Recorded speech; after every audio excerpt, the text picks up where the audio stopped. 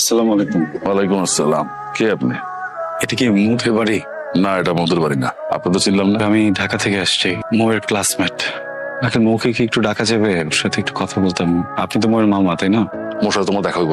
যাও গো তুমি। 1 মাস ধরে মৌ ক্যাম্পাসে আসছে না। আমি তুমি যেখান থেকে আসছো সেখানে চলে যাও তো বাবা, যাও যাও। মৌ নাই, নাই মানে? মৌ মারা গেছে। এই চলো ভিতরে চলো।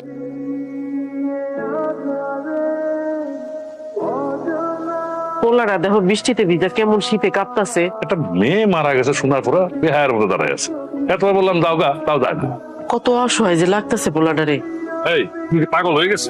এই বৃষ্টিতে দাঁড়া দাঁড়া ভিজলে কি তোমার কাছে মৌ চলে আসবে? তোমার কতবার বসে চলে যাও, তুমি তাও ছুটির মতো দাঁড়ায় আছো এখানে। আমার না এখান থেকে যেতেও ইচ্ছা করছে না। মনে হচ্ছে যে মৌ আমার আশেপাশেই আছে। একটু থাকি না আজকে রাতটা, কালকে সকালে চলে যাব। মোর কি হয়েছিল? মৌর কি হয়েছিল সেটা আমারও জিজ্ঞেস করতেছো কেন? মৌরে যা জিজ্ঞেস করো। আপনি আমাকে বলবেন মোর খবরটা কোথায়?